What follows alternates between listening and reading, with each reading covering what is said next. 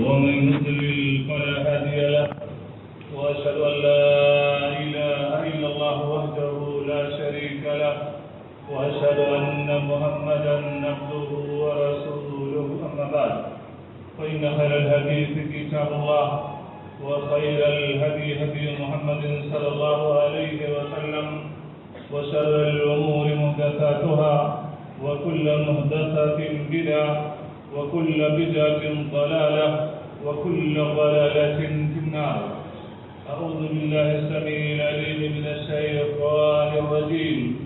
يا أيها الذين آمنوا اتقوا الله حق تقاته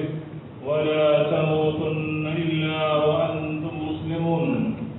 يا أيها الناس اتقوا ربكم الذي خلقكم من نفس واحدة وخلق منها زوجها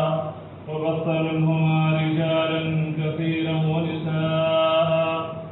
واتقوا الله الذي تساءلون به والأرحام إن الله كان عليكم رقيبا. يا أيها الذين آمنوا اتقوا الله وقولوا قولا سديدا يصلح لكم أعمالكم ويغفر لكم ذنوبكم ومن يطع الله ورسوله فقد فاز فوزا عظيما. وقال عز من قائل للرجال نصيب مما ترك الوالدان والأقربون وللنساء نصيب مما ترك الوالدان والأقربون مما قل منه أو كثر نصيبا مفروضا. وعن ابن عباس رضي الله عنهما قال قال رسول الله صلى الله عليه وسلم الحقوا الفرائض بأهلها أخرجه البخاري في كتاب الفرائض. محترم حاضرین جمعہ، بزرگوں، نوجوانوں، دینی ملی بھائیوں، عزیز بچوں، پردہ نشین اسلامی بہنوں، ہم اور آپ کو یہ بات اچھی طرح سے معلوم ہے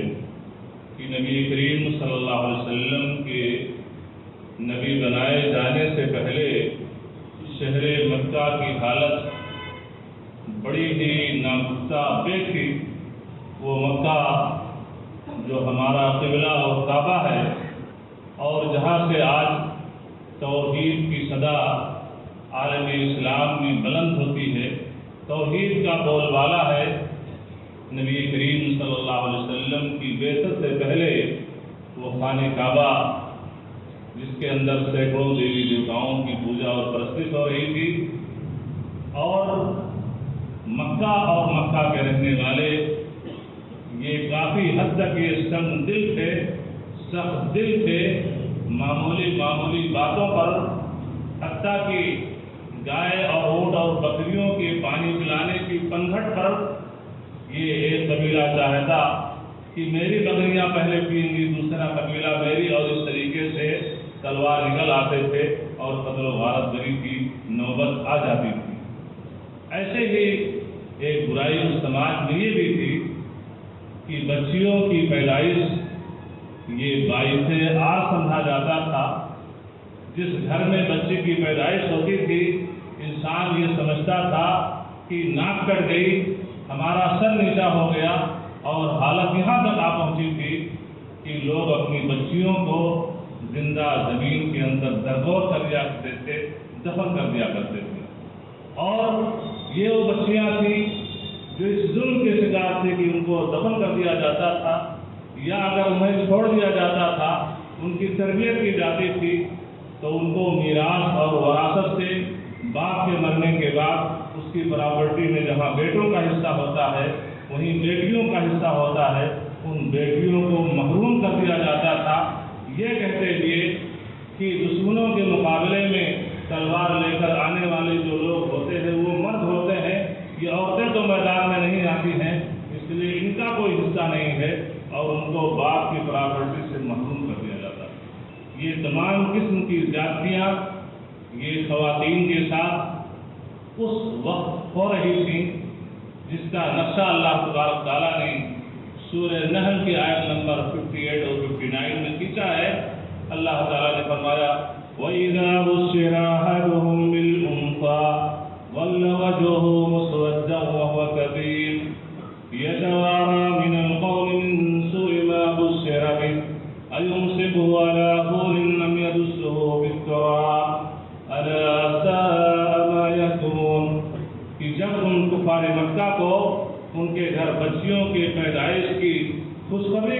جاتی تھی تو انسان کا چہرہ سیاہ ہو جاتا تھا اور غم سے نڈھال ہو جاتا تھا، اور یہ حالت ہوتی تھی کہ لوگوں سے منہ چرا کر کے وہ زندگی گزارتا تھا،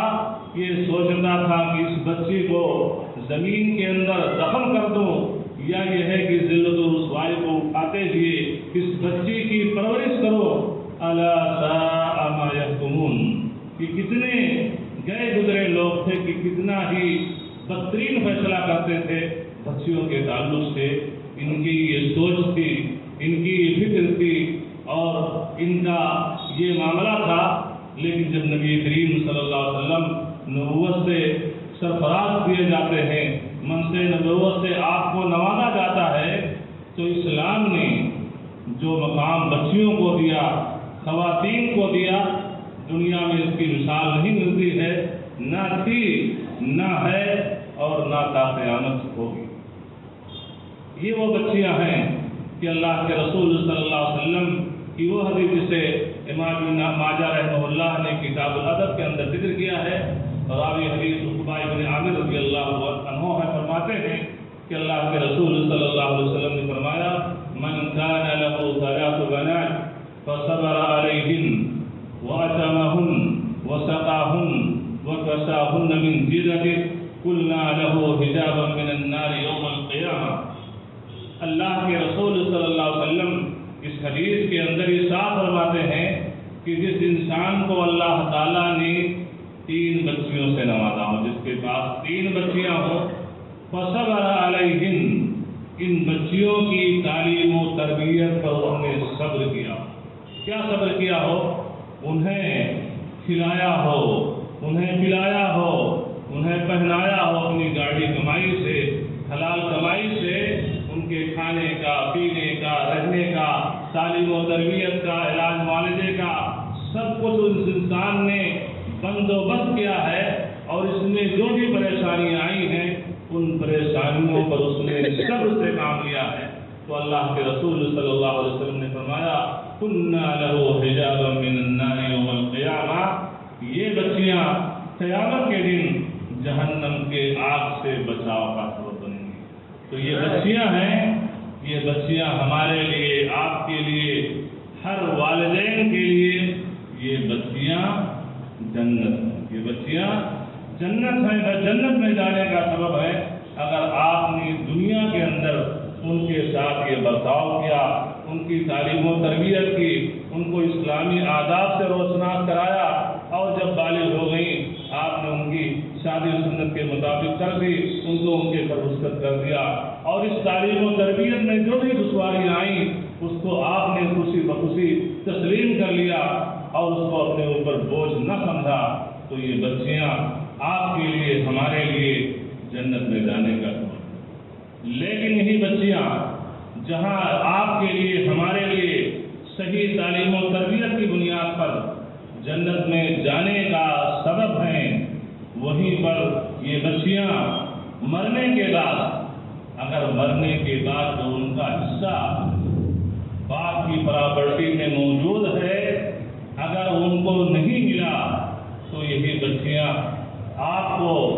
جہنم میں لے جانے کا۔ اللہ تبارک تعالیٰ نے اس تعلق سے قرآن کریم کی سورہ نساء آیت نمبر 7 کے اندر ارشاد فرمایا، للرجال نصیب مما ترک الوالدان والاقربون وللنساء نصیب مما ترک الوالدان والاقربون مما قل منه او كثر نصیبا مفروضا۔ مردوں کے لیے جو ان کے والدین اور رشتے دار چھوڑے حصہ ہے،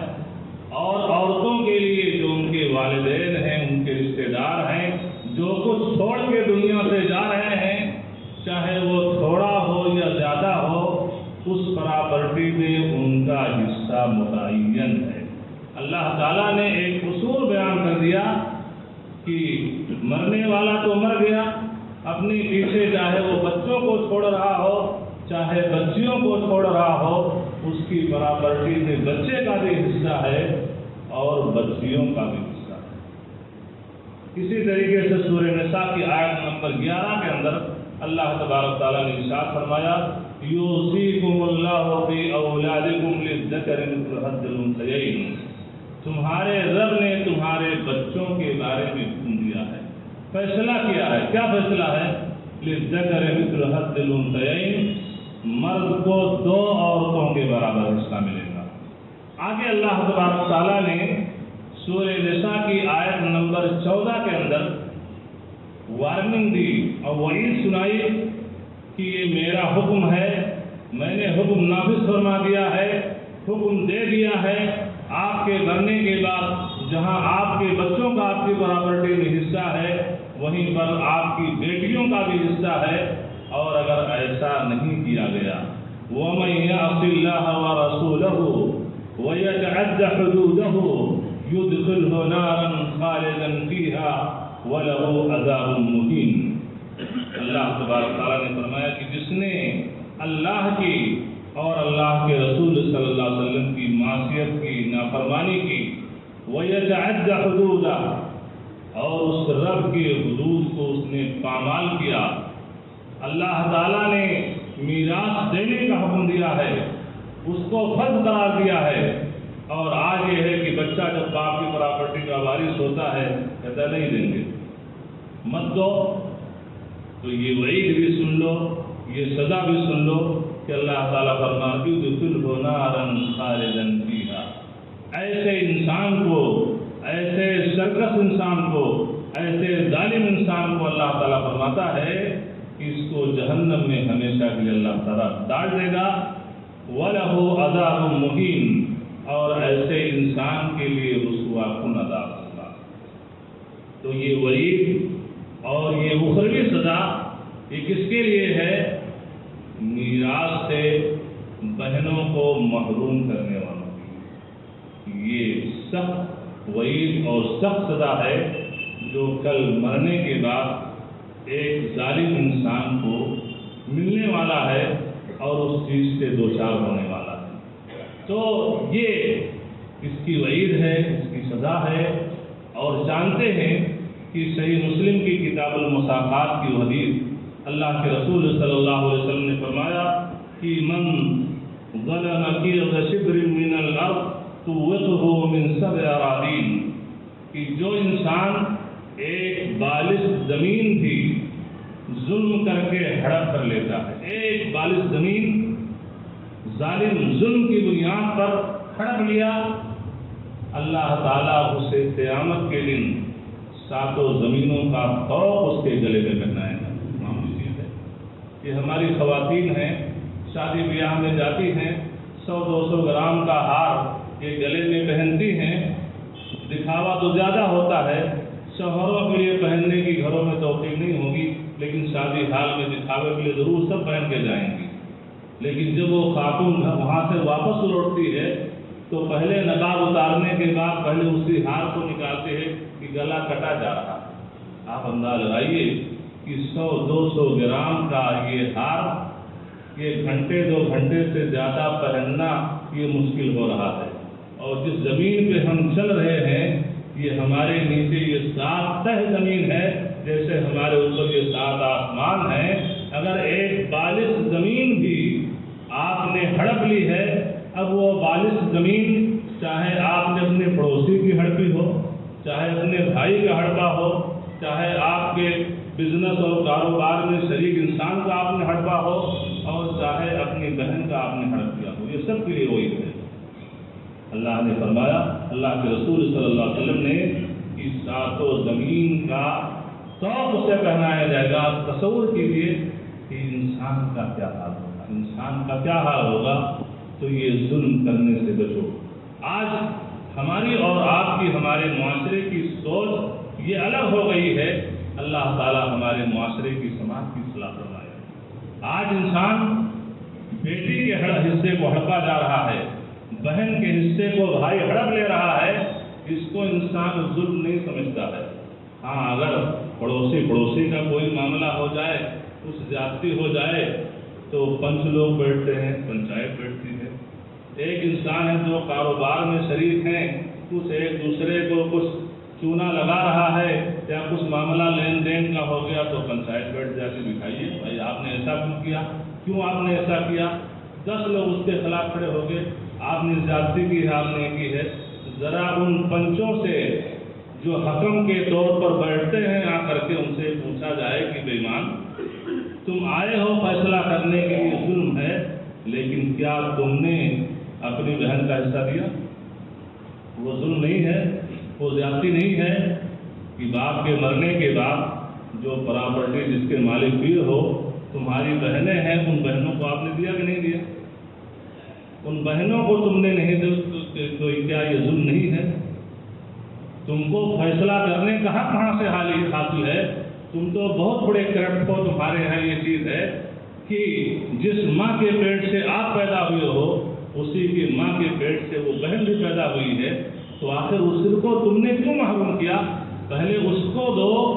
پہلے فیصلہ اپنے گھر کے اندر کرو، اس کے بعد میں آؤ اور دوسروں کے بیچ میں بیٹھو اور دوسروں کے معاملات کو حل کرو۔ تو یہ ہونا چاہیے، یہ ظلم ہے۔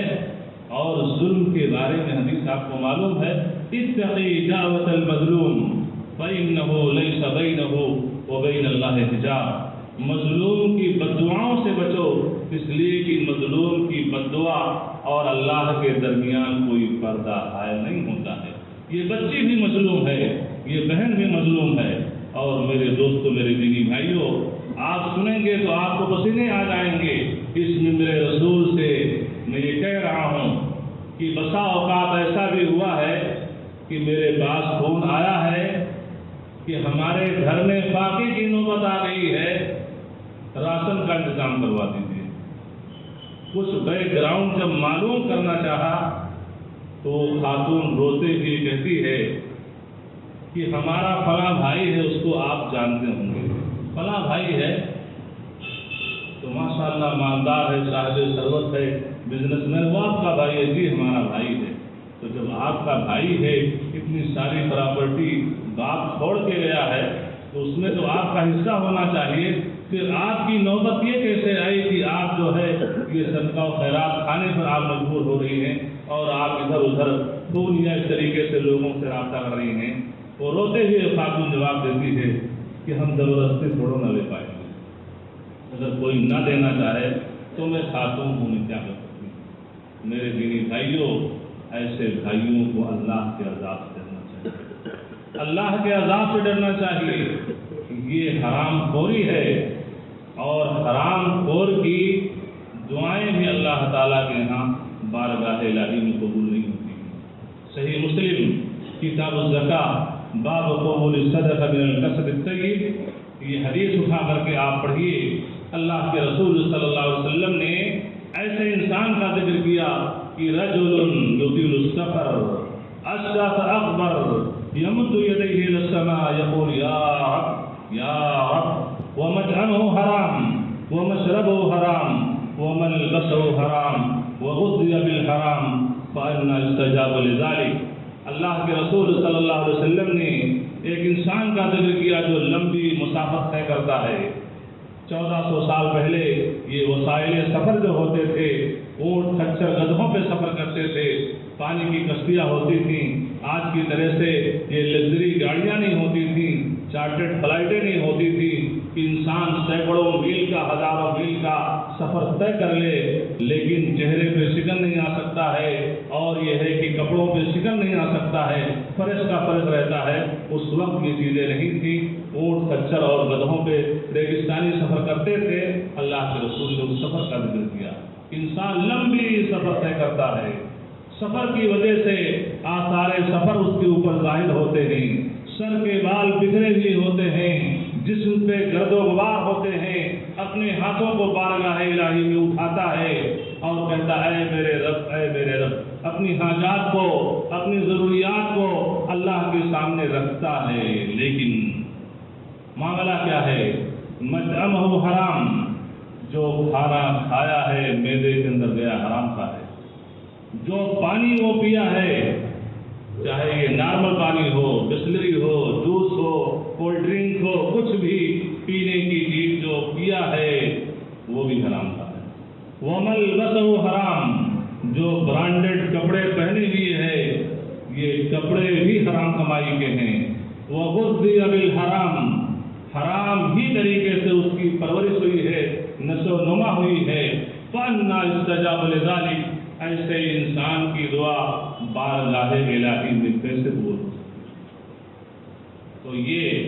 باپ کے مرنے کے بعد پراپرٹی کا وارث یہ بیٹا ہوتا ہے، جو بہن کا بھائی ہوتا ہے، ہر بھائی کو سننا چاہیے، اور اگر ایسا معاملہ ہے تو ابھی اپنی بہن کو جو پراپرٹی میں حصہ ہوتا ہے وہ دے دے، تاکہ جب مصیبتوں میں پریشانیوں میں اللہ کے سامنے ہاتھ اٹھائے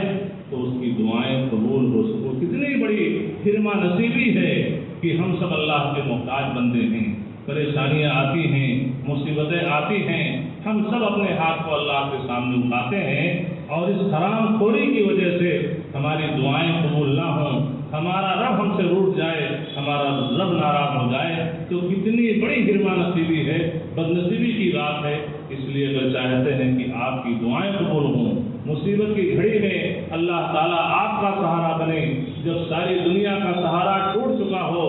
مایوسی کا ماحول ہر طرف سے ہو، رب کا دروازہ کھلا ہوا، اگر چاہتے ہیں کہ اللہ تعالیٰ آپ کی دعاؤں کو قبول فرمائے، تو اس حرام خوری سے توبہ کر لیں، اور بہنوں کا جو حق ہے اسے اس کے حوالے کر دیں، اسی میں خیر ہے۔ تو میں کہہ رہا تھا کہ یہ بچیاں جنت بھی ہیں اور یہ بچیاں جہنم بھی ہیں۔ اب آئے ہمارے وہ والدین، وہ والد سنیں کہ والد ہے حقوق اللہ میں نمبر 1 پر ہے، نماز کا پابند، زکوٰۃ کا پابند، تہجد کا پابند، روزے کا پابند، تلاوت قرآن کا پابند، تمام قسم کی عبادتوں کا پابند ہے، لیکن دنیا سے رخصت ہو گیا، دیکھ رہا تھا کہ یہ سلسلہ بہنوں کے حقوق ہڑپ کرنے کا یہ خاندانی چلا رہا ہے، پورا کا پورا گاؤں، پورا کا پورا محلہ، پورا کا پورا اسٹیٹ یہ سب بہنوں کا حق ہڑپے ہوئے ہیں، اور وہ بڈھا انسان بھی کہ اب تک اس دنیا سے رخصت ہونے والا ہے، لیکن اس نے بھی مرنے سے پہلے کچھ چارہ جوئی نہیں کی، قانونی کوئی ایسی چیز نہیں کی کہ میں نے اپنے بہن کا حق ہڑپا ہے، نہیں دیا، اور میں بھی ایسے رخصت ہو جاؤں گا، ہمارے بچے بھی جو ہوں گے وہ بھی ہماری بیٹی کو اس کا حصہ نہیں دیں گے، لیکن کچھ نہیں کیا۔ ایسے جناب ملک الموت آیا اور چلے گئے، رخصت ہو گئے۔ کل قیامت کے دن یہ بچی آئے گی اور آپ کا دامن پکڑے گی، آپ باپ سے نا، آپ کا دامن یہ بچی آ کر کے پکڑے گی اور کہے گی ابو جان، وہ گنٹھا تھا، وہ فیکٹری تھی، وہ حویلی تھی، وہ کمپنی تھی، وہ گاڑیاں تھی جن پہ چلتے تھے، وہ گھر تھا جس میں رہتے تھے، اکاؤنٹ میں اتنے روپے چھوڑ کے گئے تھے، تو ابو جان ذرا میرا حصہ دے۔ یہ بیٹی آئے گی، بیٹی آئے گی کل آپ کا دامن پکڑے گی کہ ابو میرا دے دو۔ کیا کرو گے اس وقت؟ چیک بک پہ سائن کر دو گے، چیک دے دو گے؟ آج باپ کو کچھ ضرورت ہوتی ہے، بیٹا انگلینڈ میں ہے، فرانس میں ہے، کہاں ہے، اتنی ضرورت ہے، ابھی فون کٹ ہوا کہ فون پہ فوراً اس نے ابو بس ابھی ٹرانسفر کر رہا ہوں، میسج آ گیا کہ آپ کے اکاؤنٹ میں اتنا پیسہ آ گیا۔ جس بچے کے لیے آپ نے حرام و حلال کی تمیز نہیں کی، جس بچے کو سب کچھ حوالے کر کے چلے گئے، بچے وہاں آئے گی کہ ابو میرا حصہ دے دو۔ بچے کو بلاؤ گے کہ بچے ذرا دے دو بہن کا، وہاں بچہ نہ آپ کو دیکھے گا نہ آپ بچے کو، ہر کوئی کنارہ کش ہوگا، ہر ایک کو اپنی پڑی ہوئی ہوگی، سب اپنے آپ میں پریشان ہوں گے، کوئی کسی کا پرسان حال نہیں ہوگا۔ اس وقت آپ کے لیے کیا آپشن ہوگا؟ نیکی اور بدی کا راستہ۔ صحیح مسلم کتاب البر والصلاۃ باب تحریم الظلم، یہ حدیث کے روایت کرنے والے ابو ہریرہ رضی اللہ تعالیٰ عنہ ہیں، فرماتے ہیں کہ اللہ کے رسول صلی اللہ علیہ وسلم نے صحابہ کرام سے پوچھا کہ تم لوگوں کو معلوم ہے کہ کنگال کون سا انسان ہے، فقیر تنگدست کون انسان ہے؟ صحابہ کرام نے فرمایا کہ اللہ کے رسول صلی اللہ علیہ وسلم جس کے پاس دینار و درہم نہ ہوں، جس کے پاس ضروریات زندگی کے سامان نہ ہوں، اس کو ہم فقیر اور مسکین سمجھتے ہیں۔ اللہ کے رسول صلی اللہ علیہ وسلم نے فرمایا میری امت کا مسکین وہ انسان ہوگا جو قیامت کے دن اللہ تعالیٰ کے پاس آئے گا، اللہ تعالیٰ کے سامنے آئے گا، نماز کا پابند ہوگا، روزے کا پابند ہوگا، زکوٰۃ کا پابند ہوگا، یعنی حقوق اللہ میں نمبر 1 پہ ہوگا۔ لیکن معاملہ کیا ہوگا؟ کسی کو مارا ہوگا، کسی کو گالی دی ہوگی، کسی پر تہمت لگایا ہوگا، کسی کے مال کو ہڑپ کر لیا ہوگا اور کسی کا مرڈر کیا ہوگا، قتل کیا ہوگا۔ یہ سب کیا ہے؟ بندوں کے حقوق سے۔ مال ہڑپ کیا ہوگا، مال اپنی بیوی کا، بیٹی کا بھی ہڑپ کیا ہے، اپنی بہن کا بھی ہڑپ کیا ہے، مر گیا لیکن مرنے سے پہلے معاملہ اس کر کے ایسا نہیں گیا کہ یہ بیٹے اس بیٹی کی جائیداد ہڑپ نہ کر سکیں تو تم سبب بنے۔ تو یہ چیزیں ہوں گی، تمام لوگ آئیں گے، کس نے مارا تھا، اس نے گالی دی تھی، اس نے میرا مرڈر کیا تھا، اس نے تہمت لگائی تھی۔ کیا ہوگا؟ نیکیاں ان لوگوں کو دے دی جائیں گی، سب کو تقسیم کر دی جائیں گی، اور انہیں مظلوموں میں آپ کی بیٹی بھی آئے گی۔ اب وہ آپ نے میرے ساتھ اس جاتی کی تھی، دیکھو آپ کی نیکیاں ان مظلوموں کو دے دی جائیں گی، لیکن اتنا بڑا ظالم انسان ہوگا کہ نیکیاں سب ختم ہو گئیں لیکن ابھی بھی لوگ باقی ہیں۔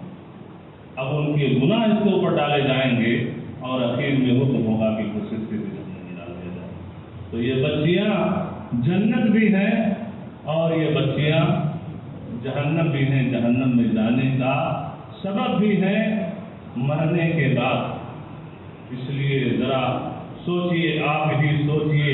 اندازے تغافل اپنا ہم اگر عرض کریں گے تو شکایت ہوگی۔ یہ بڑا اپنے معاشرے کا، اپنے سماج کا بڑا حساس مسئلہ ہے اور پوری دنیا سوئی ہوئی ہے،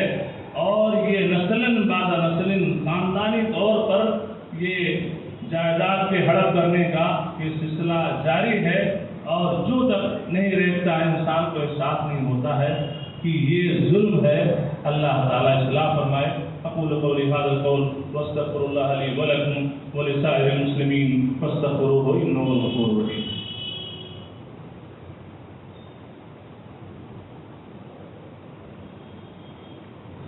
الحمد لله نحمده ونستعينه ونستغفره ونعوذ بالله من شرور انفسنا ومن سيئات اعمالنا، من يهده الله فلا مضل له ومن يضلل فلا هادي له، واشهد ان لا اله الا الله وحده لا شريك له، واشهد ان محمدا عبده ورسوله، اما بعد۔ محترم دینی بھائیو، اللہ تبارک تعالیٰ نے میراث کا جو نظام نافذ کیا ہے اس کی بہت ساری حکمتیں ہیں۔ ان حکمتوں میں سے ایک حکمت یہ بھی ہے کہ بچی جس کی شادی آپ نے کر دی، کبھی حالات ایسے بھی ہوتے ہیں کہ چند سال گزرے، شوہر کا انتقال ہو گیا، ننھے منھے اس بچے کے پاس آپ کے نواسے موجود ہیں، یا یہ ہے کہ کچھ انبن ہوا، طلاق ہو گیا یا خلا ہو گیا، آپ جب تک تھے والد کی حیثیت سے آپ نے اپنی بیٹی کو سنبھالا، لیکن آپ نہیں ہیں تو وہ بیٹی کروڑوں کی پراپرٹی چھوڑ کے گئے ہو، قبر میں جا کے سو گئے، لیکن وہ بیٹی در در کی ٹھوکریں کھا رہی ہے، صدقہ زکوٰۃ کھانے پر اس کی نوبت آ گئی ہے کہ صدقہ زکوٰۃ کے لیے ہاتھ پھیلاتی ہے۔ اگر یہ پراپرٹی آپ کے مرنے کے بعد جو بچوں کو ملی ہے، بچے اگر اس پراپرٹی میں اس بیٹی کو حصہ دے دیتے، کل کے دن کوئی ایسی صورت بن گئی، شوہر کا انتقال ہو گیا، بیوہ ہو گئی، در در بھٹکنے کی ضرورت نہیں تھی، اس مال سے اس کی ضرورت پوری ہو جاتی، آپ کی یتیم نواسوں کی پرورش ہو جاتی، کفالت ہو جاتی، بچی کا اطلاق ہو گیا، خلا ہو گیا، کوئی ایسا بندہ ہوتا، اس مال جائیداد اگر موجود ہے، کیپٹل موجود ہے تو شادی ہو جاتی، اس کا انتظام ہوتا۔ یہ تمام حکمتیں ہیں، ان حکمتوں میں سے ایک حکمت ہے جو اللہ تعالیٰ نے نظام میراث کو نافذ کیا ہے، تو اس کو آپ سمجھیں اور اس کو آپ نافذ کریں۔ میں اس حوالے سے اپنی ان بہنوں کو بھی کہنا چاہوں گا جو نند کی شکل میں ہوتی ہیں، بھابھی کی شکل میں ہوتی ہیں اور لگژری زندگی گزار رہی ہیں، ریل ہے ہر چیز کا۔ میں ان بہنوں کو کہنا چاہوں گا کہ اپنے شوہروں پر لگام کسیں اور وہ چیز کہیں اور وہ جذبہ آپ کے اندر ہو، فکر ہو، آخرت کی فکر ہو، رزق حلال کی فکر ہو، جو سلف کی عورتوں کے یہاں ہوا کرتی تھی کہ سلف کی جو خواتین تھی، جب سلف گھر سے رزق کی تلاش کے لیے نکلتے تھے تو وہ عورتیں گھر کی چوکھٹ پہ آ کر کے اپنے شوہر کو رخصت کرتی تھیں اور کہتی تھی اتق اللہ فینا نصبر علی الجوع ولا نصبر علی النار، جا رہے ہو اللہ تعالیٰ سے ہم لوگوں کے بارے میں ڈرنا، بھوکے رہنا ہم لوگوں کو گوارا ہے، لیکن جہنم کی آگ میں جلنا ہمیں گوارا نہیں ہے۔ کیا مطلب تھا کہ لوٹنا تو حلال روزی لے کر کے لوٹنا، ورنہ حرام مت لے کے آنا، خالی ہاتھ چلے آنا، شام کو ہم بھوکے سو لیں گے یہ گوارا ہے، لیکن حرام رزق کھلاؤ گے اس کے کھانے کی بنیاد پر اس جسم کو جہنم کی آگ میں جلنا ہوگا، وہ ہمیں گوارا نہیں ہے۔ تو آج ہماری ان بہنوں کو چاہیے جو بھابھی کی شکل میں ہیں، لگژری زندگی گزر رہی ہے، بھائی پراپرٹی کروڑہا کی پراپرٹی پہ قبضہ کیے ہوئے ہے اور وہ بہن در در کی ٹھوکریں کھا رہی ہے، تو اس بھابھی کو چاہیے اللہ سے ڈرتے ہوئے، اللہ کے عذاب سے ڈرتے ہوئے اپنی اس شوہر پر لگام کسے اور کہے کہ اپنی بہنوں کا حصہ جو پراپرٹی میں ہوتا ہے دے دو، اس لیے کہ یہ حرام خوری ہے، تم بھی حرام خور ہو، میں بھی حرام خور ہوں، یہ ہمارے بچے بھی حرام خور ہیں، اور جب یہ حرام خوری ہوگی ہماری دعائیں قبول نہیں ہوں گی تو ہم کتنے بد نصیب ہوں گے۔ یہ سوچنے کی بات ہے، عمل کرنے کی بات ہے، اس پر عمل ہونا بے حد ضروری ہے۔ اور معذرت خواہ ہوں ہمارے جو ایجڈ لوگ ہیں، جو زندگی کی 60-70 یعنی دہائیاں دیکھ چکے ہیں، 60 سال 70 سال عمر ہو چکی ہے اور یہ ظلم رائج ہے، انہیں چاہیے کہ اگر یہ چیز آپ دیکھ رہے ہو تو اس دنیا سے رخصت ہونے سے پہلے قانونی چارہ جوئی کر لو تاکہ آپ کی بیٹیوں کا حق محفوظ رہے۔ ابھی کچھ دنوں پہلے بیچارے صاحب آئے میرے آفس میں اور یہ چیز کہہ کر کے آنکھوں میں ان کے آنسو آ گئے کہ مولانا معاملات بڑے کشیدہ ہیں، حالات بڑے برے ہیں۔ ابھی ہماری بیٹی 10-20 دن کے لیے اپنے 2 بچوں کو لے کر کے آئی ہوئی تھی کہ کچن سے یہ ہماری بہو ہم کی آواز آ رہی ہے، میں حال میں ہوں کہ آئی ہے انسپکٹر بن کر کے پڑی ہوئی ہیں اور انڈین آرمی کو بھی لائی ہوئی ہیں، یعنی جو نواسے 2-3 ہیں ان کو انڈین فوج کہہ رہی ہیں کہ ہم لوگوں کو پڑی ہے کہ ان کو کھانا کھلائیں، یہ بنا نہیں سکتی، آئی جا بھی نہیں رہی ہے، پتہ نہیں کب جائیں گے۔ تو مولانا کیا حال ہوگا؟ میں نے کہا آپ سوچیے، جب آپ کی بہن آپ کی بیٹی آ رہی ہے، پوری پراپرٹی کے مالک آپ ہو، ریموٹ آپ کے ہاتھ میں ہے، لیکن وہ بیٹی آپ کی 2-3 نواسیوں کو لے کے آئی ہوئی 10-20 دن کے لیے، اگر یہ 3 وقت کا کھانا اس کو نہیں کھلا سکتی ہیں تو آپ کو یہ امید ہے کہ مرنے کے بعد آپ کی یہ بہویں آپ کے بیٹوں سے آپ کی بیٹی کو حصہ دلا سکتی ہیں؟ قطعاً نہیں ہے۔ معاملہ ہی نا عام طور سے ہر گھر کی ہی کہانی، تو اگر ہر گھر کی ہی کہانی ہے اور دیکھ رہے ہو، کانوں سے سن رہے ہو، آنکھوں سے دیکھ رہے ہو، اور اگر اسی حال میں چلے گئے تو پھر انجام سمجھیے آپ، اللہ کے ہاں کوئی عذر نہیں ہوگا۔ اس لیے کہ آپ سب کچھ دیکھ رہے تھے تو آپ نے اس پر عمل کیوں نہیں کی؟ ہندوستان کا جو لا ہے، جو قانونی چارہ جوئی ہے، آپ نے کیوں نہیں کی اور اسی حال میں چلے گئے تو معاملہ بڑا ہی ڈینجر ہوگا، بڑا ہی خطرناک ہوگا۔ اب اس کے بعد میں کچھ وقت 2-4 منٹ کا بچا ہے، اس میں بھائیوں کی طرف سے ایک شیطانی جو ہیلا ہوتا ہے بہنوں کے حق ہڑپ کرنے کا، وہ آئی ہے۔ وہ شاید ایسا ہے کہ وہ تو بات صحیح ہے کہ بھائی حصہ دینا چاہیے، لیکن ہمارے والد صاحب نے ہماری بہن کی شادی کی تھی اور 10 لاکھ روپیہ خرچ ہوا تھا، 20 لاکھ روپیہ خرچ ہوا تھا، تو اس کا کیا ہوگا؟ اس کا یہ ہوگا کہ شریعت نے داماد کو خریدنے کا حکم نہیں دیا ہے، شریعت نے جہیز دینے کا حکم نہیں دیا ہے، اور شادی میں جو خرچ ہوا ہے وہ میراث سے اس کو نہیں جوڑا جا سکتا ہے اور نہ میراث سے وہ لیس ہوگا۔